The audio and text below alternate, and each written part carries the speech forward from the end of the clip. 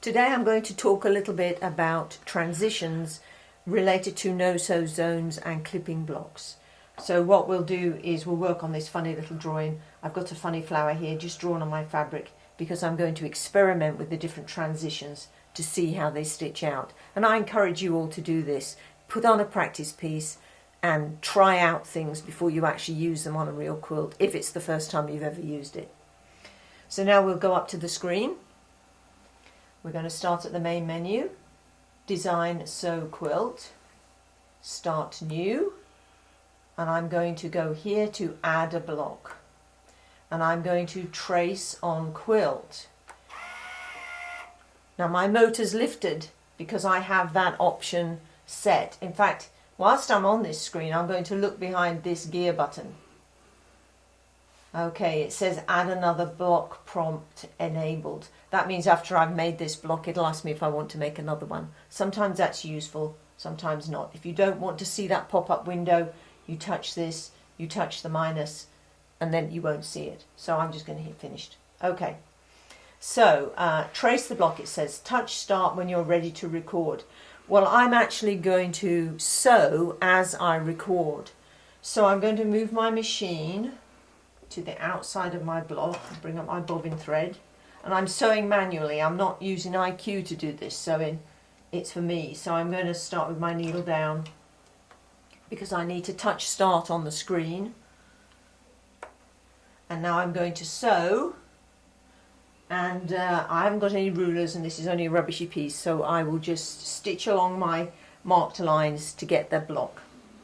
My hand might come in front of the camera.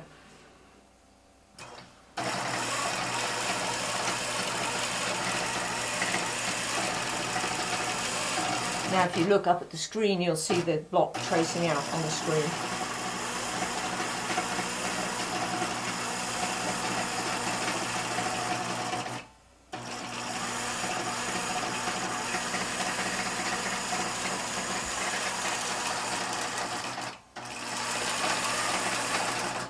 And my bobbin thread just ran out, so I'm just going to stop and I'm going to do this.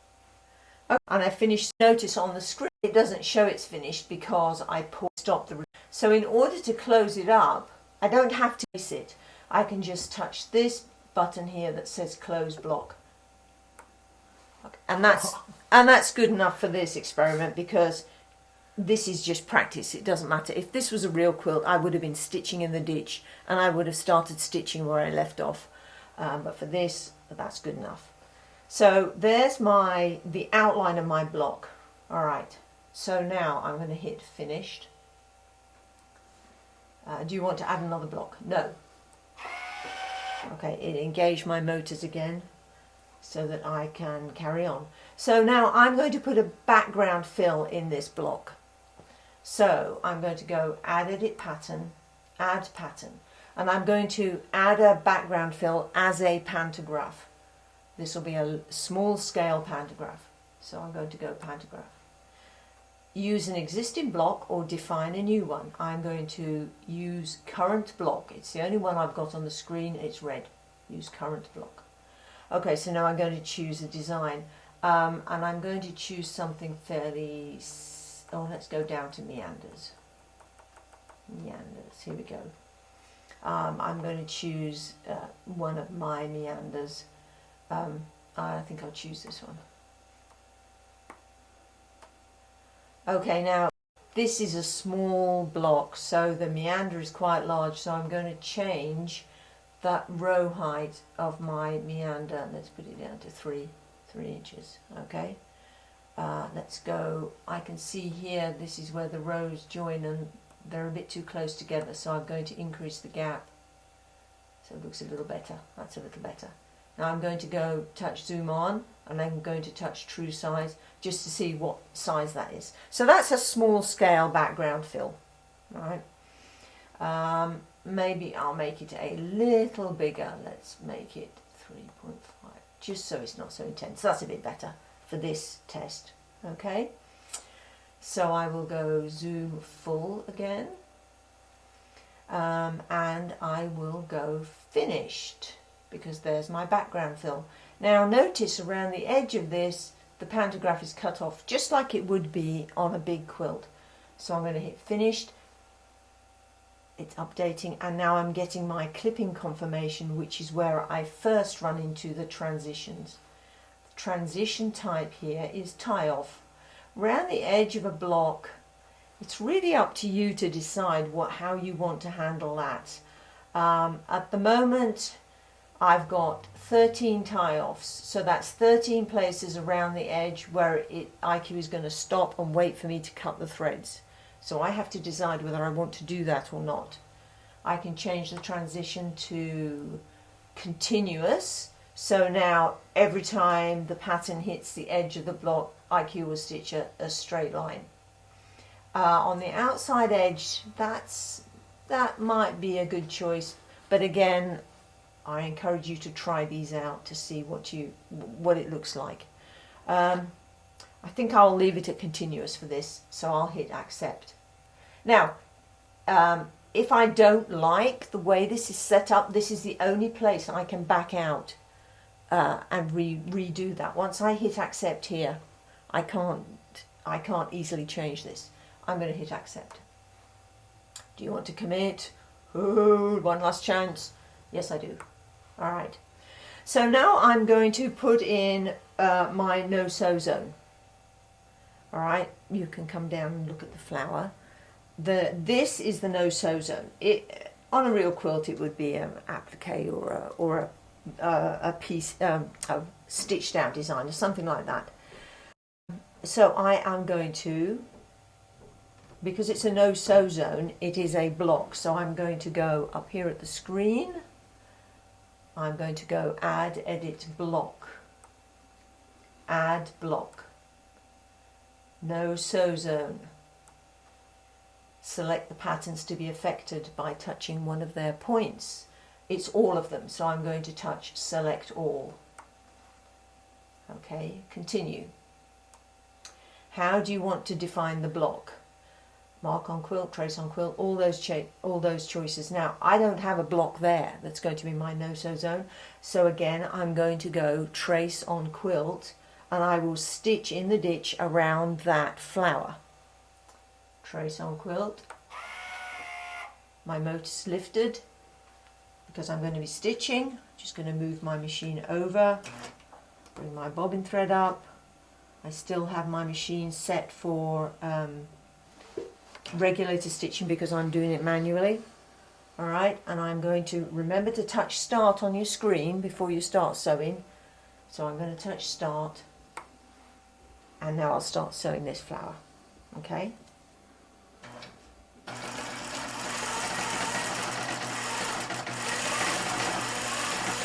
Now, of course, if this was a real applique or a real something like that, I'd be very careful about tracing around the line, stitching around the line very carefully. Okay, I'm done. You can see on the screen where I stitched. I'm going to touch stop. My machine turned itself off, so it won't stitch when I move it. I can safely move my machine now and cut the threads because I told IQ to stop recording. Alright, cut those thread ends off. Okay, alright. Again, I've got this option here, close block, which means I didn't quite end the machine where I started. So I'm just going to touch close block. It's such a tiny, tiny place that it doesn't matter. So here I'm going to hit finished, keep looking at the screen, and there IQ has made the no-sew zone. Right, it's edited away all the pattern from inside that flower. Okay, there's nothing else I need to do here because I want that background stitching to come right up to my flower. I don't want a space between it and the background fill. So I'm going to hit finished. Okay, now we get to choose, this is clipping confirmation again, we get to choose our transition. Now, I've got it set at continuous, which looks really nice on the screen, but remember, every time this pattern hits the edge of the no-sew zone, it wants to carry on So if I change this transition to the next choice, which is jump stitch, you can see the green lines appear. So when IQ gets to here, it wants to jump across to here, or the other way around, I can't remember. It'll want to jump across to here. Here it wants to jump across to here. Here it wants to jump across to here. And I have to decide whether I want. The button right here says no sew zone threshold 1 inch. Let me put that to 0. And it's increased the number of jump stitches to 29 because now it's going to jump every time that background fill touches the edge of the no sew zone. Now if I can live with a little tracing around the edge of the no sew zone, then I can increase my threshold, and I will put it up to 0.5, half an inch. That changed my number of jump stitches to 11. So any place like here, don't know if you can see that, let me zoom in. Here the pattern hits the no sew zone, but then IQ is going to stitch along the edge until it gets to exit, because that distance is less than half an inch. And I can be almost sure that that's going to be pretty accurate. So I'm going to keep my no sew zone threshold at half an inch. It cuts down on the number of jump stitches, and those short distances are usually pretty good. So I'm going to zoom out, zoom full again. Okay, so there's all my jump stitches. There'll be 11. Okay, now if you don't want to have jump stitches is where IQ will stop. If you've got it set to back stitch, it will do back stitching, it will move over, and it will do back stitching before it starts again. If you don't want it to do that, then you can change your transition to tie off. The lines have turned blue, so now every time IQ gets to the edge of that no sew zone, it'll stop and wait for me to tie off threads. Okay, so those are the 3 choices you have. Now let's see, what shall we do? I think I'm going to go I maybe do continuous just to see what it looks like. Now this pattern is quite good. It hasn't got too much crossing. Let me go over here. It doesn't have too much crossing going on, and that's because of the type of pattern I'm using. Sometimes you'll get jump stitches going from one side of the no sew zone to the other, and you may not want that at all. In that case, it can be better to split them off. Let me back out and I'll put another pattern in that will actually do that. So at this point I'm going to back out. I'm going to go here, finished.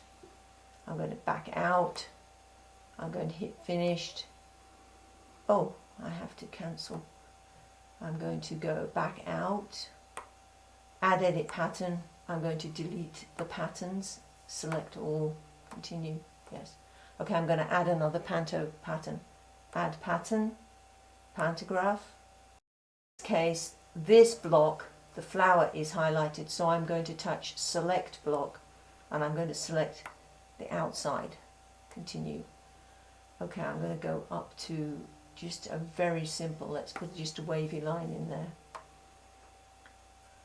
Wavy line as a background fill. Now it's huge, so you don't see a lot of them.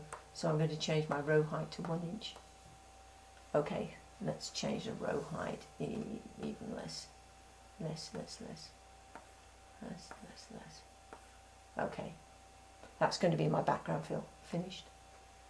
Okay, at the edge of this block, it's going to do jump stitches. Let me change that to continuous. Accept.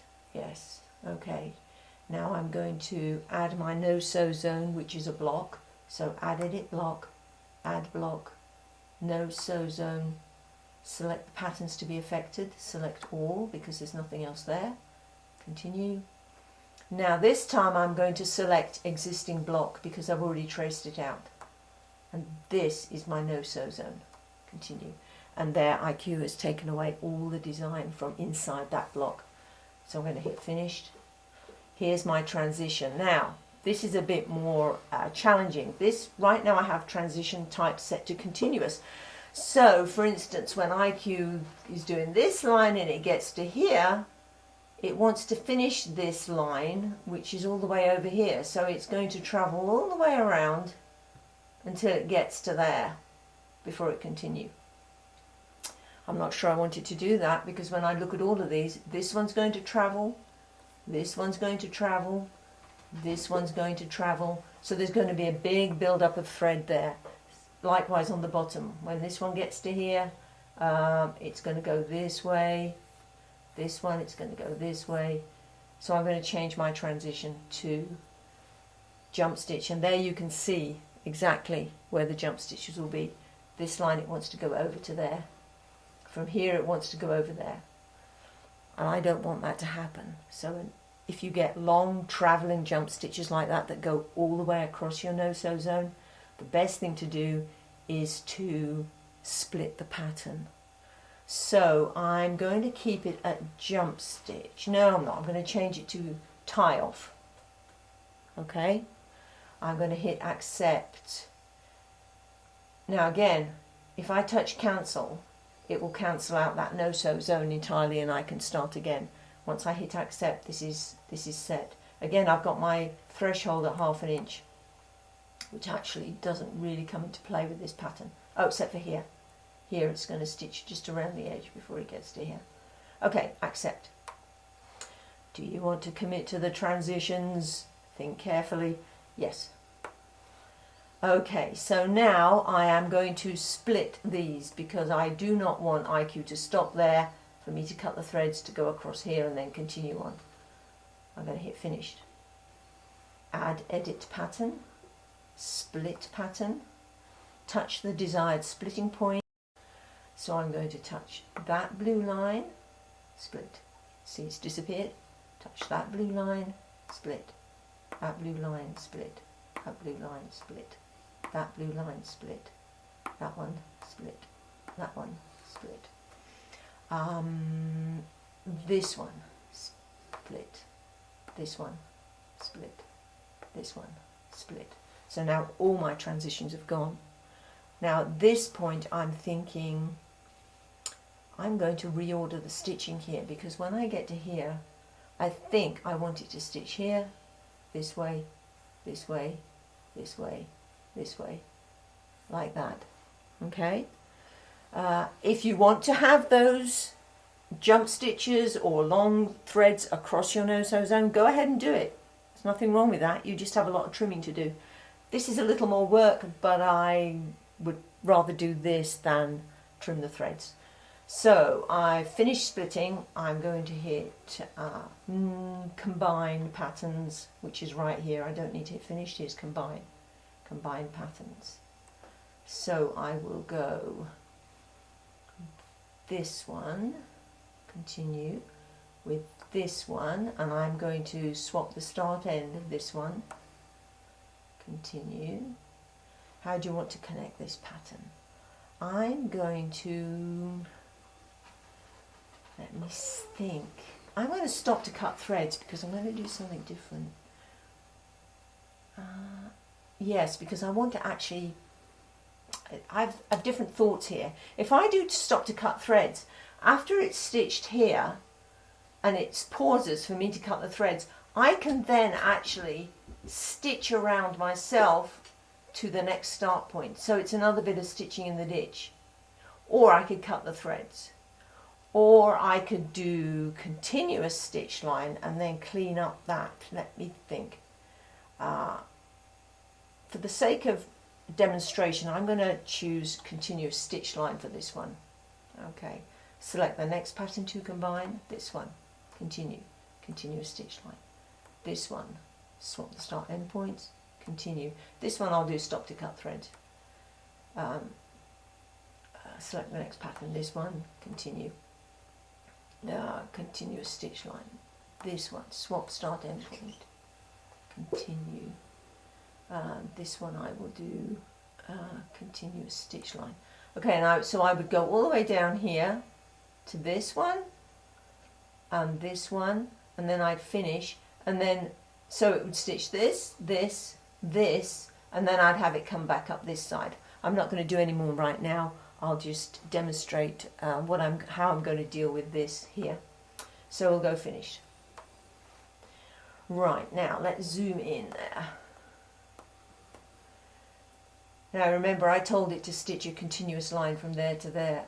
I actually don't want that because it would go on top of the flower. So what I'm going to do is I'm going to smooth my pattern. And this is the pattern I'm going to smooth. Let me zoom out a bit so you can see why only that is red, because only those ones are joined together as one pattern. Alright, so I'll go in again. No, I need to be out a little bit. Out. So you can see the start and end. Okay. That's good. Okay, zoom off. It says select a pattern to smooth by touching one of its points. I did that, so continue. Okay, it says drag the start end points on the screen. So I don't want to smooth the whole thing, I only want to smooth this part. So I'm going to drag my start to here and my end to here. And now I'm smoothing is 0%. I'm going to increase the smoothing. Let's do it with this 10%. Let's see what that looks like. Okay, let's zoom in a bit here so you can see a bit better. Okay, smooth. Let's do 25%. You see how that's rounded off and it's come away from the flower. So I'm going to hit smooth at this point to fix that green line. Okay, and I would do that at every place around this flower. Now, let's zoom full again. I'm not going to do the whole thing, but you can see I'm finished, so let's go finish. So you could do that with each of those. You could do it with this, and then when the IQ stitches along, it'll just do a nice curve there outside the flower. So that's a way to set up the edges, the background around your no-sew zone. Let's go zoom full.